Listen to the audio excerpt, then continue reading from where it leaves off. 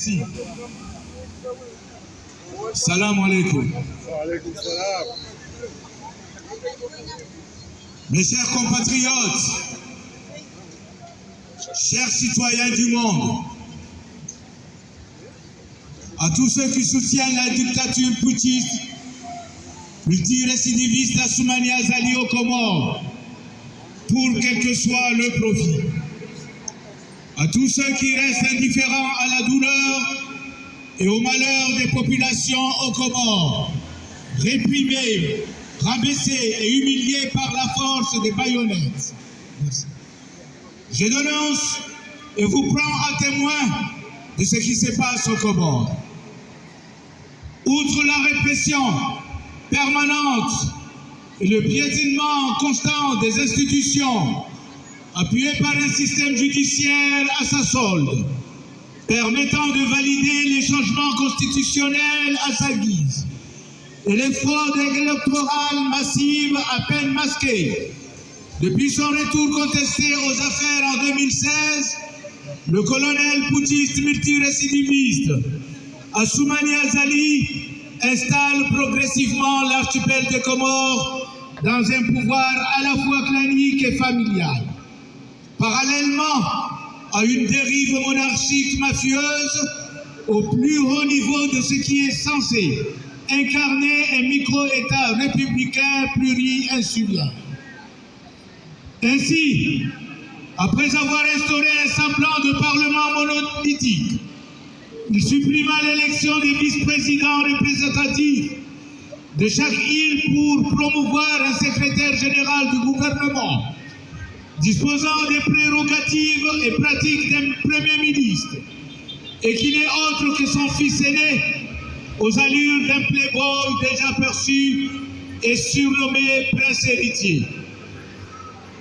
Dans ce processus de monarchisation d'une république bananière, le fils cadet se situe au plus haut hiérarchie des forces armées transformées en Gestapo, multipliant les arrestations arbitraires, les pratiques de torture, les assassinats politiques ciblés, ainsi que la banalisation des crimes classés sans suite, et si besoin est, l'organisation des razzias dans les localités contestataires, avec la destruction et la confiscation des biens appartenant aux familles agressées, qui assistent impuissantes face au viol de leurs jeunes filles.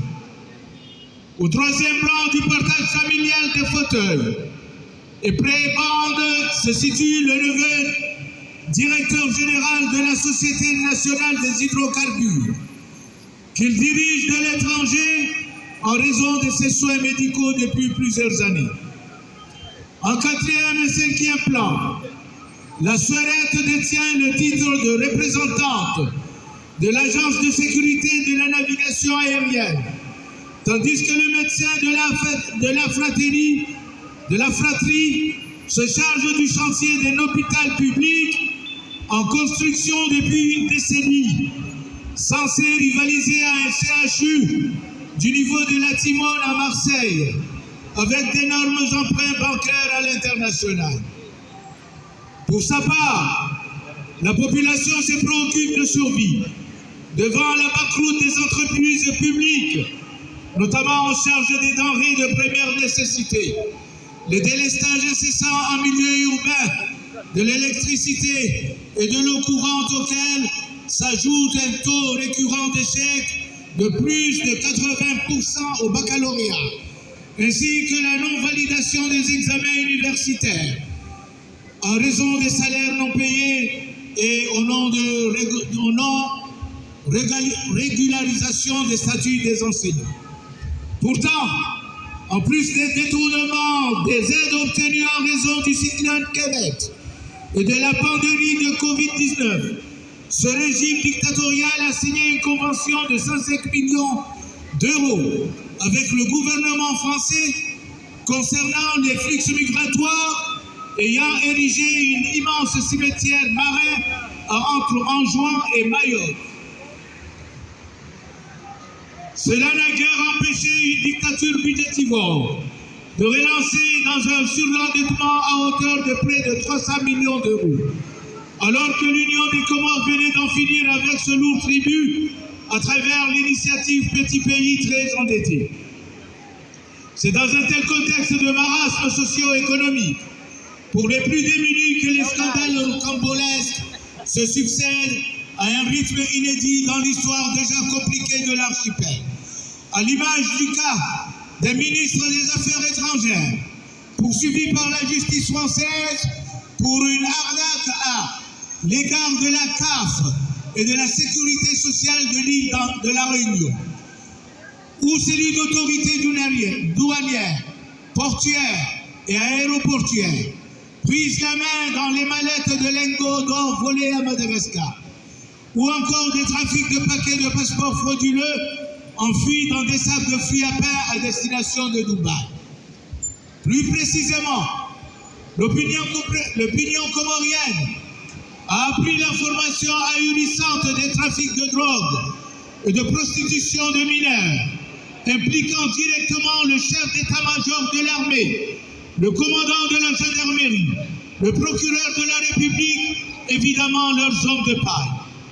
C'est dans un tel contexte d'une gouvernance mafieuse et éhontée, sous la direction des dirigeants sans foi ni loi, que la presse française, notamment le Journal du Monde et RFI, ont révélé aussi l'information d'une jeune fille ayant subi les pires violences sexuelles, au point de devoir supporter une demi-douzaine d'avortements, avant de réussir à fuir, s'exiler en France et porter plainte, en apprenant la promotion d'un de ces violeurs à la fonction du ministre de la Justice et des Affaires islamiques.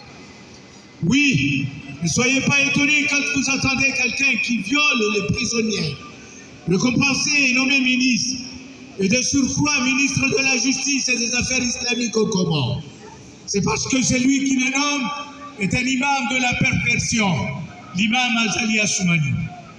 Pourtant, dans ce bel archipel et aux énormes richesses halieutiques, au site paradisiaque, dans un climat propice au tourisme, baigné par une hospitalité légendaire, une ambassadrice de l'Union européenne avait déjà dénoncé publiquement le niveau effrayant et effarant de la corruption aux Comores, est mal devenu un frein majeur à tout projet de développement. Et c'est en présence d'Azali, son gouvernement et l'ensemble des élites politico-administratives du pays.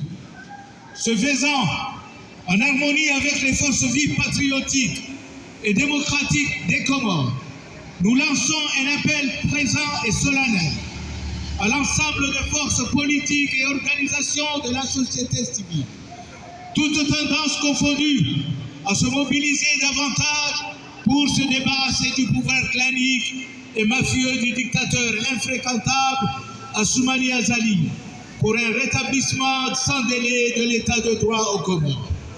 Aux États et organisations politiques et démocratiques, à l'échelle internationale, à mettre un terme à une collaboration avec ce régime criminogène et d'une indécence inqualifiable au regard des traditions ancestrales du pays ou tout simplement au regard de la dignité humaine.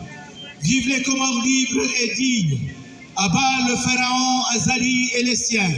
Baka Daoula qui je vous remercie. Merci. Merci, Monsieur le Président. Vous venez, je suis sûr que vous êtes resté attentif à écouter le discours du Président.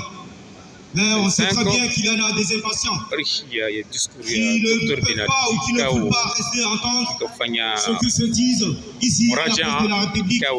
C'est pour cela que je me permets d'essayer de faire un petit résumé sur le discours de 2 pages pour vous apprendre l'essentiel de ce qui est dit. Et donc, les chers amis, vous avez très bien compris.